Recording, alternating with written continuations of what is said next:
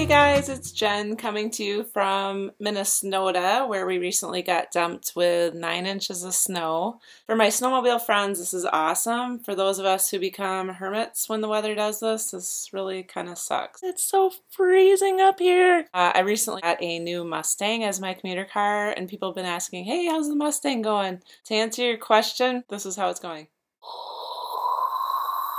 So that sucks. In other news, I finally got to go see the movie Beautiful Creatures. If you don't like other people's opinions of movies ruining your view, then you might want to look away because I'm about to drop a bomb. The movie sucked. It was absolutely nothing like the book. The acting was okay. Emma Thompson and Jeremy Irons in there, who are both amazing actors, and Emma did the best crazy person I think I've ever seen. Well, Bellatrix was a little better. The acting was good. I think it was the screen rewriting that just they rewrote the story. It was not like the book. I was majorly disappointed. They kept botching things up and it was really hard to control my anger monkeys. And to make things worse, there was no heat in the theater we were in. I think it was about 40 degrees in there. At one point, I was hugging my knees to my chest and rubbing on my ankles trying to get feeling back in them. Maybe that should have been my sign that this movie was not meant to be and we should have just walked out, gotten our money back. Lesson learned. Happier news. I got to finish Lauren Oliver's third book in her Delirium series, Requiem. It took me a little under 48 hours to read this. One night I couldn't sleep, so I was reading at 3 in the morning. One of these times my husband's gonna kick me out of bed. The series is actually a dystopian story where people have their love bone, as I call it, taken out. There's a procedure they have so they won't love anymore, and then they're matched up with somebody who's compatible with them, but there's no love. Our main character, Lena, is off in the wild. She lost her boyfriend in the second book to the crypts, which is kind of like a prison.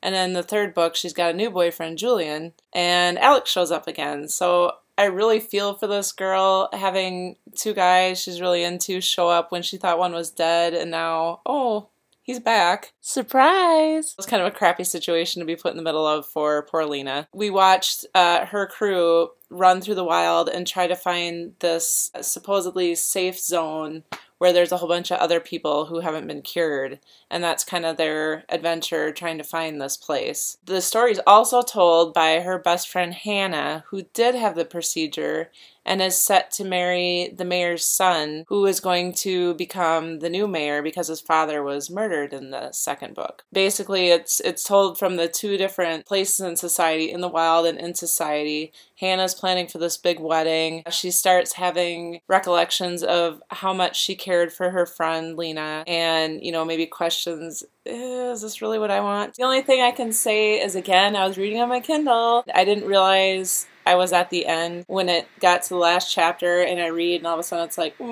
the end. I might have to quit reading on the Kindle. This was a very satisfying ending to the 3-book series. Delirium is my favorite dystopian adventure, with the exception of my dystopian series, Shimers. So if you haven't read it yet, I suggest you pick it up. In big news, those of you who know I'm a huge Walking Dead fan. I probably annoy the crap out of my Twitter followers who don't watch The Walking Dead because I'm constantly, through the whole show, it's like click, click, click, click, click.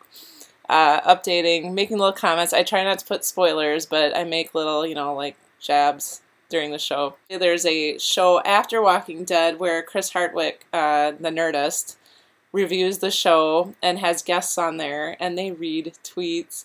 And guess whose tweet they read?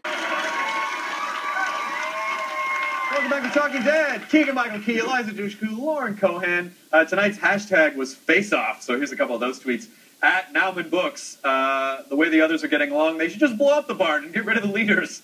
Hashtag face off. Good plan. So that was the highlight of my week, having Chris Hardwick read something that I wrote on the air, even though he did mispronounce my name. It's Newman, like Seinfeld Newman. Newman! It was so awesome. It was like my 2.5 seconds of fame, I guess you could say. It made my week regardless. In final news, I'm excited to say that I finished hopefully what is my final draft of my 4th book, Cheating Death. That should be coming out next month, so really excited about this one. It's a little creepier, so make sure you read it with the lights on. Just a heads up, I am marketing this one as a new adult because there are situations in there that are a little more grown up. I'm personally not letting my 13 and 10-year-old read it, but you know, that's up to mom and dad's. Also, I finished my 5th book while my 4th book was being edited, and this one's about mind control. It's really exciting, and I can't wait to bring both these books to you guys. I think you're really going to dig them. Other than that, there's not a lot of news, I guess. I think I've said everything I wanted to say.